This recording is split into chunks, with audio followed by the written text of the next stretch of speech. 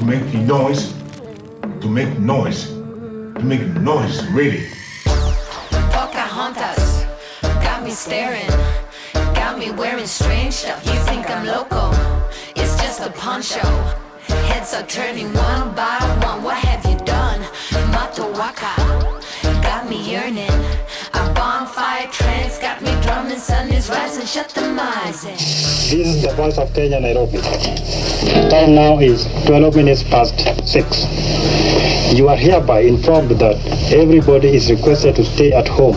There should be no movement in town. The government has now been taken over by the military until further notice. There should be no movement of persons or vehicles from one place to another. Hi everyone. So, there are wild dreams, and I'm sure most of us have had those wild dreams. But this one today, dreaming of being a president and only being a president for 6 hours, I think takes the cake for the wildest dream I have ever seen. I'm sure even he didn't believe that he could only be a president for 6 hours. And for those who are just joining us, those who still don't know what I'm talking about 1 month from Nyakach, the one and only Hezekiah Ochuka and the 1982 coup attempt in Kenya. It's a matter what the fire show. We let it burn. If you would trigger, then you must go. The poker no baby. My whip kindness are killing with the LOV. Hi guys, welcome back to the African Footprints podcast, and today we are in episode 2 of the second season. Yay, I wish I had confetti right now. Anyway, thank you guys so much for your support. As I have introduced the story, we are talking about the 1982 coup attempt. It was not a successful one, and our story today will focus on why it did not succeed.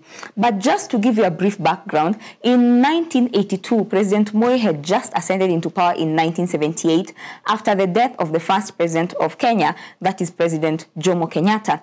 Now, after ascending into power, remember our last episode of season 1, we talked of how he was dubbed Posho Brain simply because, he was slow. And for me, like I said, I think it was a strategy because the ruthless politician that we got to know for the 24 years was not the man who took power in 1978. A lot changed. And one of the things that changed him, or rather a lot of the changes he had in leadership and his leadership style and essentially his political career, can be attributed to 1982. At least from what history tells us, he was a calm, quiet man from Kabarnet, hana story mob, hana maneno mingi. But in 1982, this was the last straw because he had been tested before. A lot of people didn't think he was fit for leadership, but 1982 was the final test, and his leadership was tested with people who thought that MOI was weak and things like that. But he decided to show up and stayed there for 24 years. Now, on to our story. In 1982, after 4 years at the helm, some people are not happy with his work, some people in the Kenya Armed Forces. And simply because they are not happy, they decided to organize a coup. And the people at the helm of organizing this coup was one, Pancras Oteo, who was a sergeant, and Hezekiah Ochuka, our man. I think you've seen pictures of him. My man will put that picture there, right? So, Hezekiah Ochuka was the second lowest ranking officer. You can imagine if there is the least ranking officer in Kenya, he was the second lowest. So this is someone who, first of all, no one knew about outside his supervisors or his colleagues. Most people didn't know about him. He had dreamt of joining the army, and he left home in Nyakach, came to Nairobi, I think like Kipiasori, and was enlisted in the army. So one dream, check. His second dream, which most people say was engraved on his desk, was he wanted to be the president of the Republic of Kenya. I don't think he imagined he would only be a president for 6 hours, but that's beside the point. At least alionja kidogo. So he wanted to be the president of Kenya. And at this time, he and Pancras didn't really know each other until Pancras Oteo and a few other colleagues wanted to organize a coup because they felt like they could run the country better than the current president. And when they went and heard about Hezekiah Ochuka and his encryption on his desk, they were like, you know what? This is our guy. So they enlisted the guy and was like, you know what? Come join our team. We can recruit a few members here and there in the army to essentially just help us make this happen. So they assembled their dream team, like Nani's dream team. What's his name again? Kim Kardashian's father and the lawyers, Kina Shapiro. This was now their dream team. And it comprised of a few soldiers who had decided that they agreed with his plan, or who felt that the country was not headed in the right direction or in the right track with President Moi at the helm. So these people gathered, they start planning here and there. Now, this was the sequence of events, and we'll talk about the planning later. For now, just get the sequence. On 1st August, at 3 a.m., it was on a Sunday, there was the takeover of by a group of soldiers, the Kenya Air Force soldiers, not Kenya Defense, Kenya Air Force soldiers. They took over the Isili base.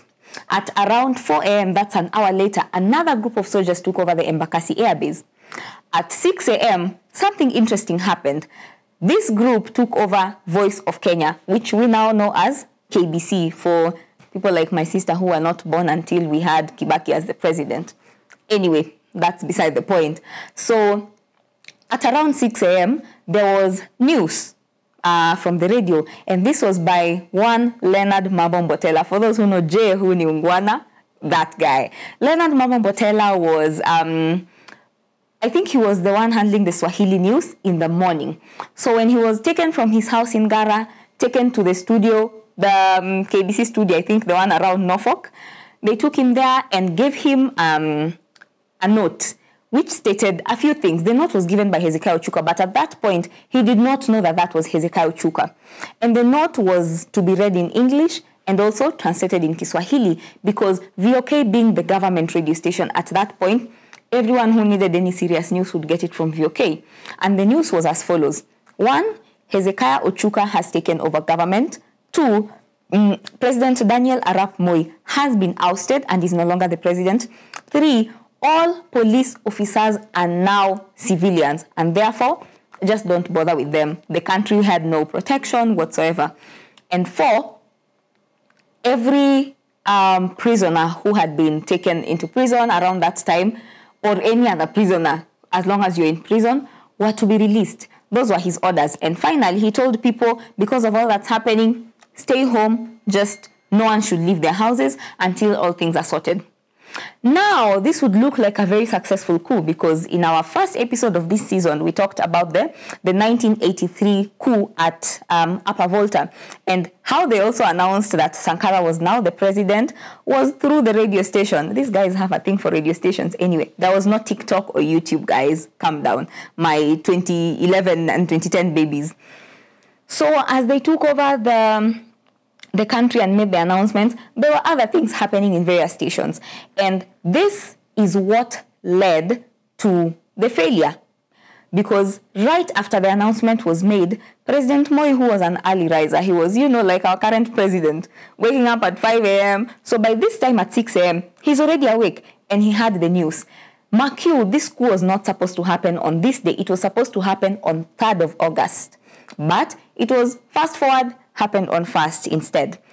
So when President Moi had this, he assembled his team, and a lot of things happened in the background, which I'm going to talk about just shortly. And General Mohammed Mahmoud went into the VOK station, sorry, the VOP, the SDA in me, guys. Went to the VOK station, and a few soldiers were killed then, but Hezekiah Ochuka and Pancras Oteo managed to escape. They escaped, went to the base, took a jet, and fled to Tanzania. However, luck was not on their side, because after a lot of back and forth between Kenya and Tanzania, there were some negotiations between Julius Nyerere and President Moi, and in exchange for the two parties, that is Hezekiah and Pancras Oteo, President Moi and his government agreed to release 2 prisoners to be extradited to Tanzania in exchange for these 2. So, prisoners exchanged hands, and therefore, after those 2 were extradited back to Kenya, they were tried for treason, found guilty, and essentially just hanged. They were the last people to be hanged in Kenya, and that was in 1985. The last people to be ever hanged in Kenya and buried at Kamiti. Now, this looks like a successful coup, all things considered, but we all know it was just an attempt and it failed. Now, I want us to just go into the details. Why did this coup fail? What were the flaws with the planning?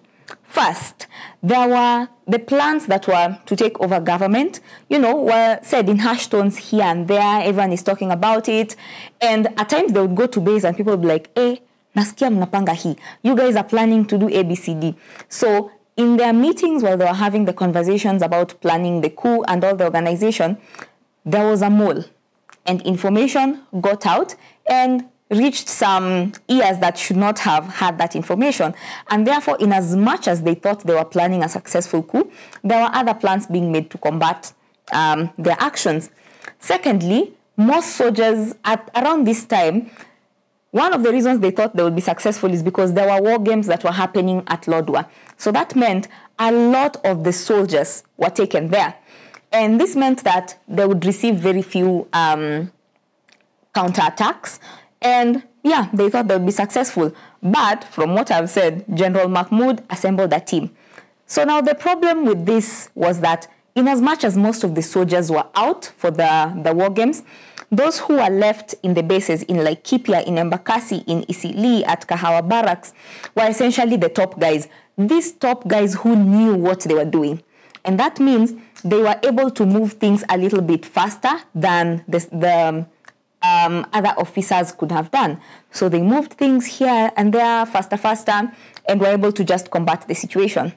And the other reason why this coup failed, essentially the second reason, which was the main reason or the main part of the plan, most soldiers did not execute their part. Now let's go back to the planning phase. As they were planning the coup, they had several plans and several things to play around. And one of the persons who comes into question is one Corporal Jereman. Now, Corporal Jereman was given a very simple but difficult task. His task was this: get pilots to fly 2 jets with bombs. Once you get to the top of GSU headquarters, drop 1 bomb. The second one was to be dropped at State House. Now, these are 2 things that, if could have been done, I think the course of history would have been changed. And right now, maybe we would not have been talking of Hezekiah Ochuka as a 6-hour president, but maybe as a long-term president. What happened was Corporal Jereman, despite being given this task, did not know how to fly the fighter jets. And therefore, he enlisted other officers to do the work for him. But these officers, one of them being Major David, was not really in tune with this plan. So, in the course of communication, as they were handling the communication, they decided they're going to play around with the G-forces. Now, these G-forces, you can just Google and find them. But if you are not well trained to know how to handle the G-forces while you're up in the air on the fighter jets, then it can be very difficult. So as they were flying above, he was just playing around with the levels of the G-forces. And at this point, Corporal Jereman could not handle it. So he dozed off, waking up, bouts of dozing off and waking up. And in the course of all this happening, there was communication in the other line with the other fighter jets. And they said, we are not going to drop the bombs at the GSU headquarters and State House. Instead, they dropped the bombs at Mount Kenya Forest, guys. So by the time Corporal Jereman realized, they said, yeah, we've dropped the bombs. So in his mind, he knew that the plan has been executed, the bombs had been dropped, because he actually saw the bombs being dropped, there was smoke, but he just didn't know where because he was a little bit woozy from all the effects of the G-forces. Now, remember, the other people at this time are at the VOK station, so they do not really know what's going on and they're waiting for feedback from here. So this plan had failed. That means the GSU headquarters was still standing, State House was still standing. So part 2 of their plan has failed. Remember, part 1 was the information had already leaked.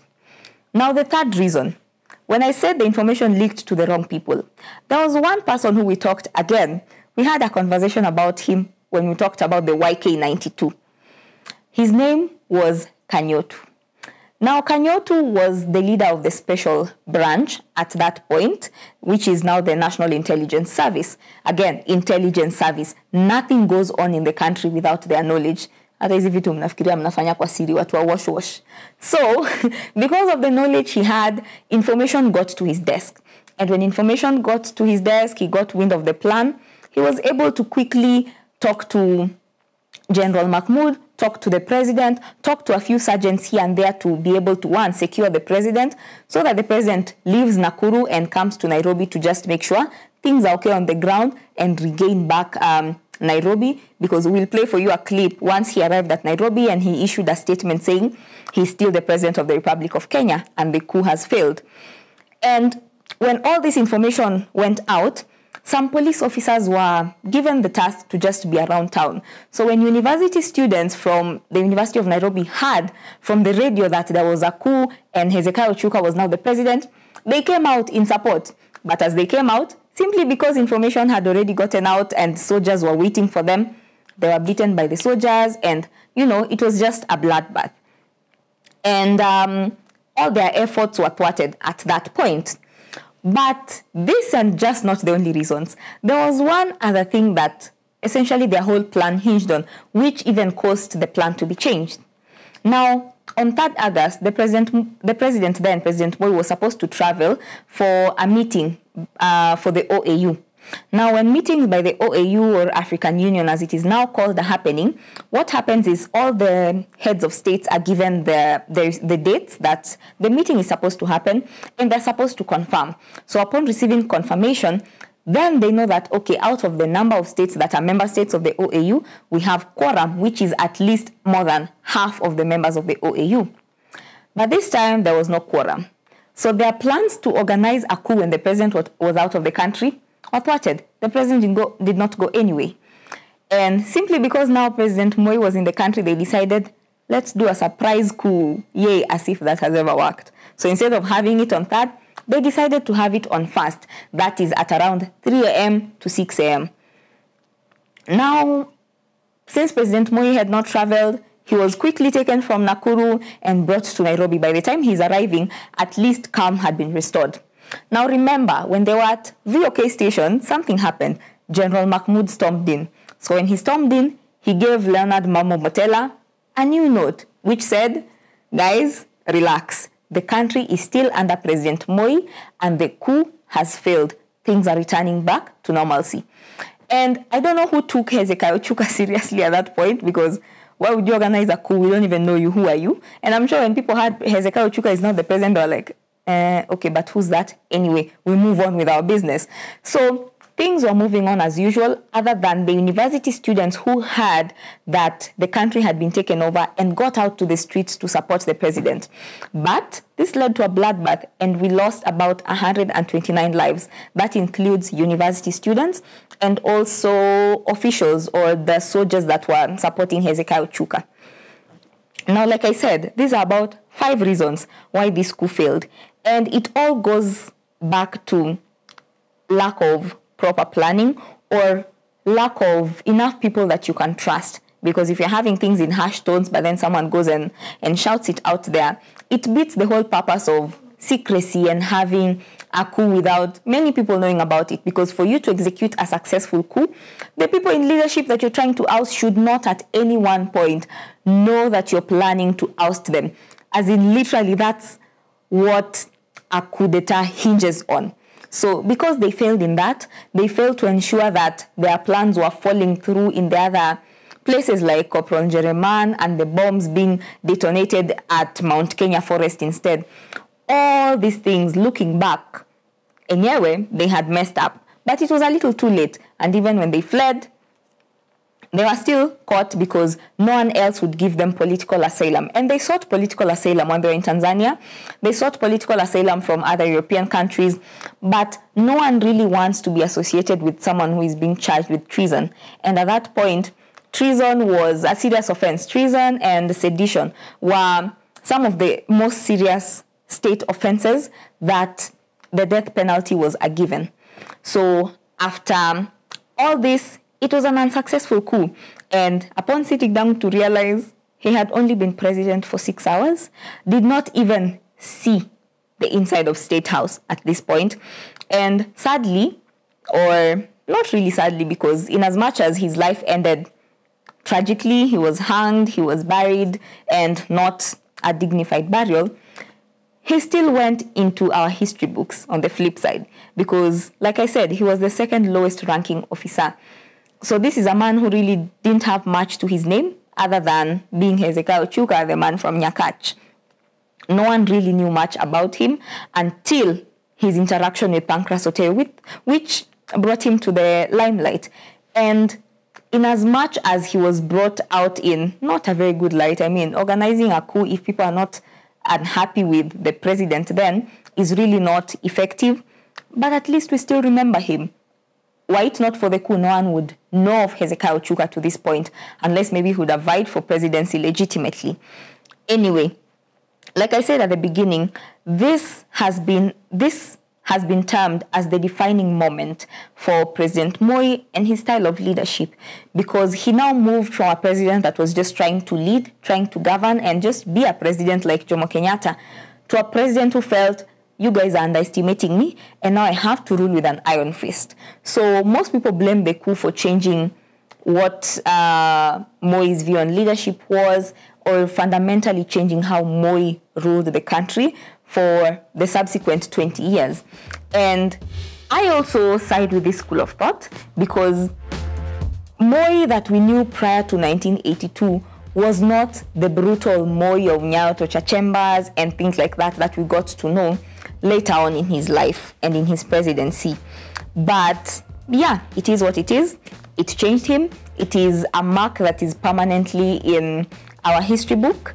And it might not be a good footprint, but hey, here we talk about all footprints, and a footprint is a footprint. Thank you so much, guys, for tuning in. Be sure to catch us again next week. Want the episode? Subscribe if you haven't subscribed, guys. Share with your friends, like, leave a comment there. Tell us what you think we should talk about, or any interesting coups that you've seen around Africa that you think should fall in our honorable mention categories. Otherwise, thank you so much. Bye.